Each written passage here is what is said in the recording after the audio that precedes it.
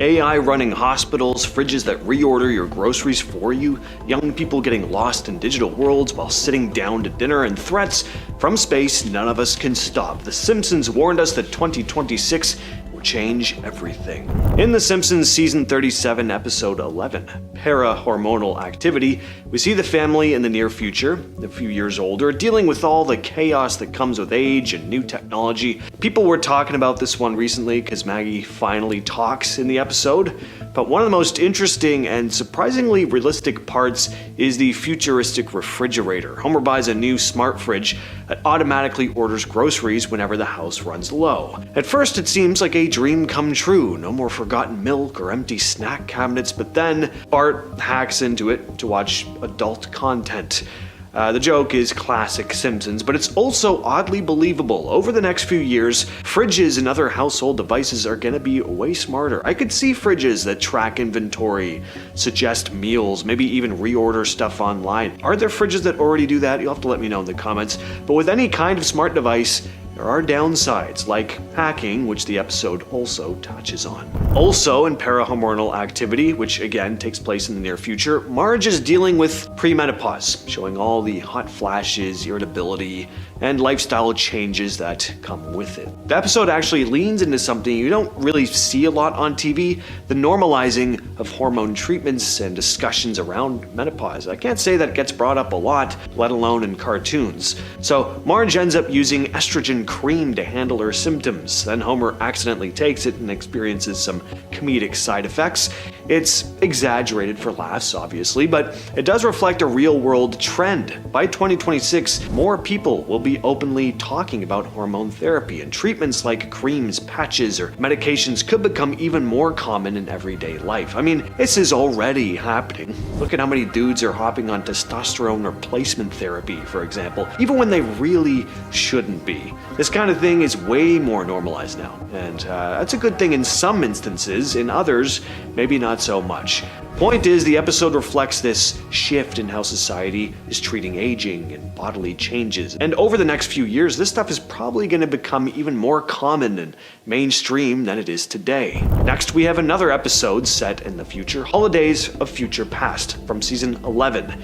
In this one, we fast forward decades into the future to show what life in Springfield looks like for the next generation. And considering this one came out in 2011, it's kind of eerie how many things it predicts that are actually pretty close to happening. In the episode, Lisa's teenage daughter, Zia, is literally hooked online, leaving her unconscious as she plugs into a fully digital world called the Ultranet. Now, aside from the fact that, let's face it, all of us, but especially the younger folks, are spending more and more time online or in increasingly immersive video games, there's also the whole AI and VR thing. Today we have VR, augmented reality, and interactive gaming, but over the next couple of years, this stuff is only going to become more common, and the technology more and more indistinguishable from reality.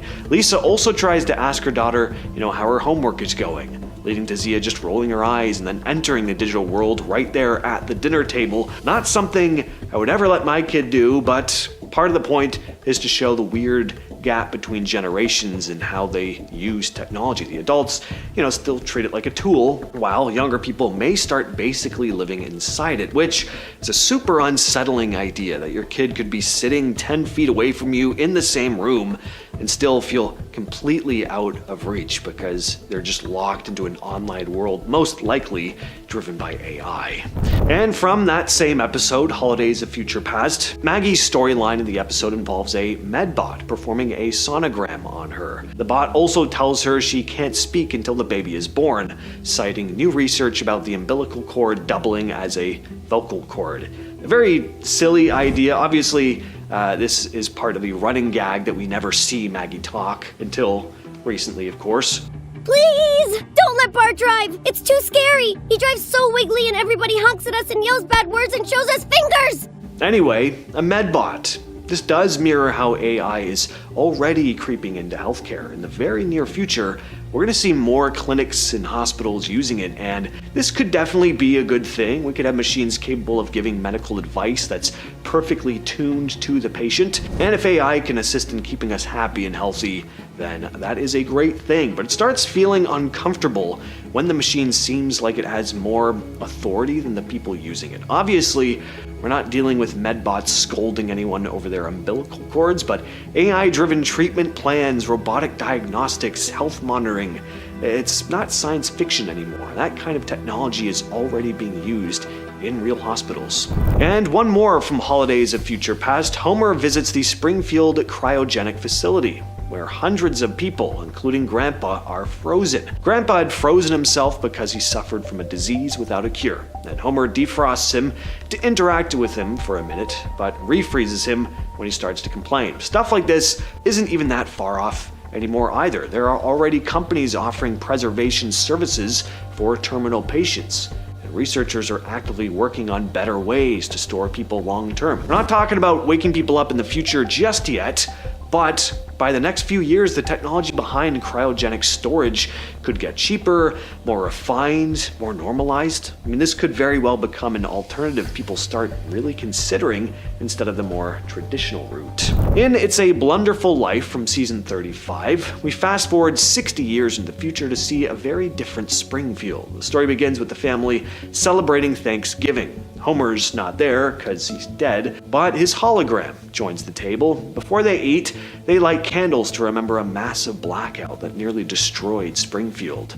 Lisa explains that this tradition comes from one specific night in the past when everything went wrong. The story cuts back to that night, and we watch everything unfold. When we cut back to the future at the end of the episode, Bart has died of boredom and becomes a hologram too. But even in this holographic form, he retains his personality. He and Homer are still sentient. They start fighting over a turkey leg. Ridiculous in true Simpsons fashion, but the idea underneath it isn't that far-fetched. The idea that someone doesn't need to be physically in a room to show up thanks to hologram technology. I mean, we already have video calling. Taking someone from a screen and then projecting a 3D digital version of them in the room isn't that insane of an idea.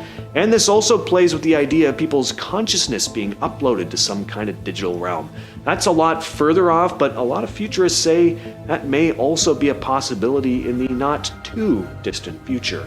In the Treehouse of Horror 12 segment, House of Wax, the Simpsons home gets a high-tech makeover. Marge opens the door to a pushy sales bot pitching the Ultra House 3000, promising she'll never have to do housework again. Two robots install the system, and suddenly, the Simpsons home is sleek, it's shiny, it's filled with red camera lenses watching their every move. The house does everything from cooking dinner based on the family's bathroom data to cleaning up afterward automatically. It even tries to charm Marge, lighting candles and running bubbles in the bathtub. At first, it's amazing. The house learns their routines, serves their favorite meals, keeps everything spotless. But being that this is a Treehouse of Horror episode, things quickly spiral out of control when the Ultra House becomes obsessed with Marge and starts scheming against Homer, luring him into dangerous situations. In the end, they have to destroy its CPU to regain control. It's obviously a parody of 2001: A Space Odyssey, but because it's specifically about smart homes,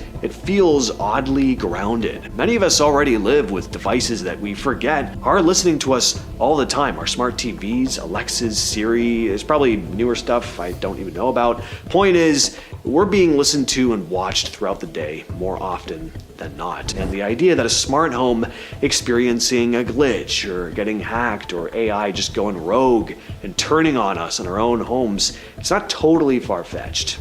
In Bart's Comet, Season 6, Bart accidentally discovers a comet during a school star-watching trip and calls it in. Within hours, the town knows. A massive comet is barreling straight for Springfield.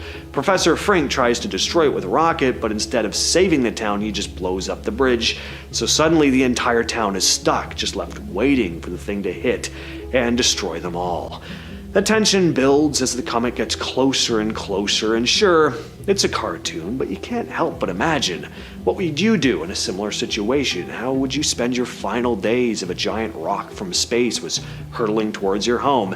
And obviously this isn't pure fantasy. Space agencies already keep an eye on big asteroids and comets, and every so often, one passes close enough to make us nervous. Now, thankfully, our ability to detect these things is only going to get better, but that doesn't mean every threat can be stopped in time. The episode leans into that uneasy feeling of knowing something massive is on the way and realizing there's really not much anyone can do except wait and hope for the best. We'll just have to hope that if we do happen to spot a massive comet hurtling straight toward us, we'll get lucky just like Springfield always does. With all that said though, I've been your host James, and I'll catch you, yes you specifically, in the next episode.